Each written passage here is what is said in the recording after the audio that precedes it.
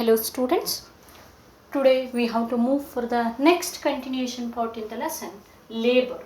So till yesterday we learnt about the definition of or who are organized sector and unorganized sector. Today we have to know about the differences between organized and unorganized sector. Differences between organized and unorganized sector or unorganized workers or laborers. Okay. Unorganized workers or laborers. The first difference, I told you, you can give the definition for the first difference. They bound by specific rules and regulation. They bound by specific rules and regulation. Regulation means controlling measures.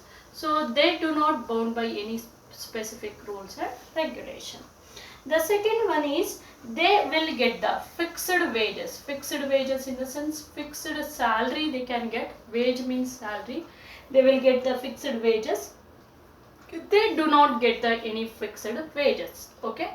And the third one is they have these person organized sectors. They have job security. Security in the sense they can secure with their job. Okay, but unorganized sector they didn't have any job security. Okay, so they are not secured by their job because it is not a fixed job for them. And organized sector will get the medical and the pension facility. They will get the medical and even after retirement they will get the pension facility like insurance and everything. But unorganized sector they didn't get any medical or the pension facility. And the next one is they have these organized sectors have specific hours to work. They have specific hours to work, but these they don't have any specific hours to work. So these are the differences between the organized and unorganized workers or laborers or sector. Okay, very important question and most repeated it is differences between the organized and unorganized sector. So once again I'll repeat you again.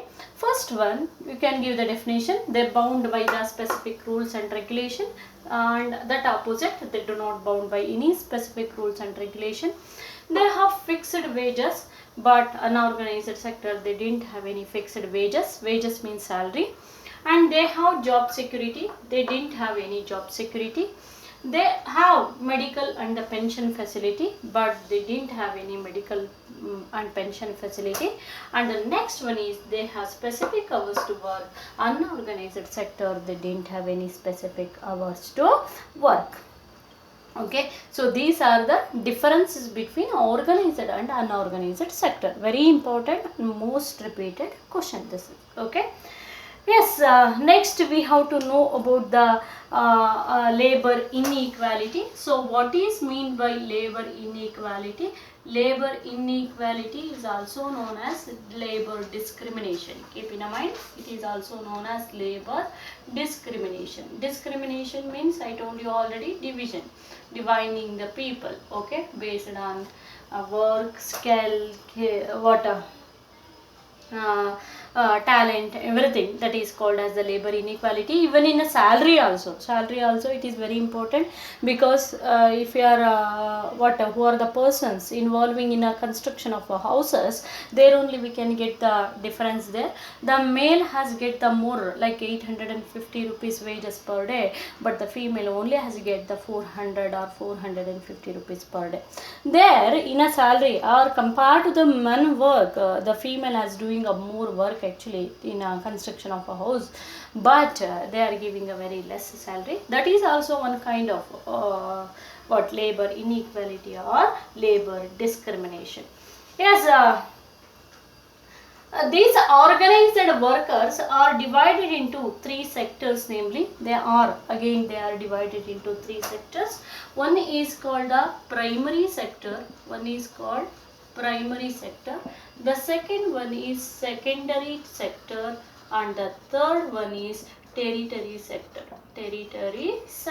Okay, the unorganized workers has been divided into three groups again.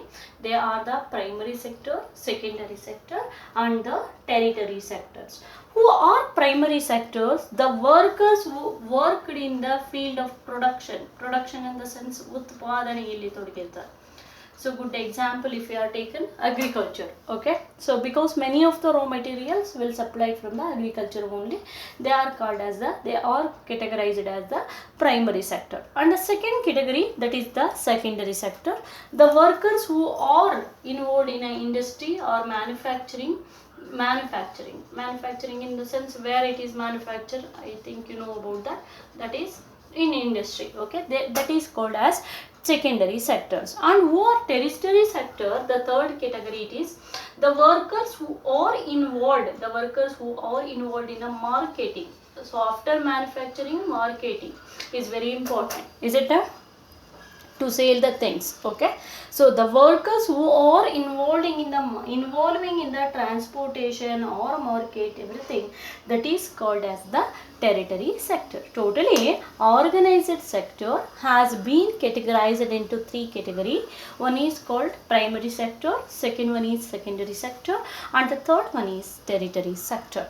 Primary sector, the workers who are involved in the production, okay, which are all the raw materials want, the industries and everything, that will be comes from the agriculture only, that will be comes from the farming field only, that is called as the primary sector. Secondary sector means worker involving in the manufacturing field. Tertiary sectors means workers involving in the marketing, transportation and everything, they are called as the tertiary sector. These are the three divisions of the organized sector, keep in mind. And many of the problems or the challenges faced by the unorganized sector, these are, yes, they are having everything, medical, pension facility, job security, fixed wages, everything. But the unorganized sector, they didn't have anything. They are also faces the many problems. They are called as the challenges faced by unorganized sector. Challenges of unorganized sector. UOS means unorganized sector. Which are those? The first thing is migration. Yes, they didn't have fixed job, so that's why migration means people move from one place to another place in search of work, that is called as the migration. In search of work, the people, these unorganized sector, they can move from one place to another place, that is the migration. And the second one is social security. They didn't have any security from the society, like pension facility or the job or the pension or the wages also, or health also, house also, nothing will be there. Okay, permanent house not there.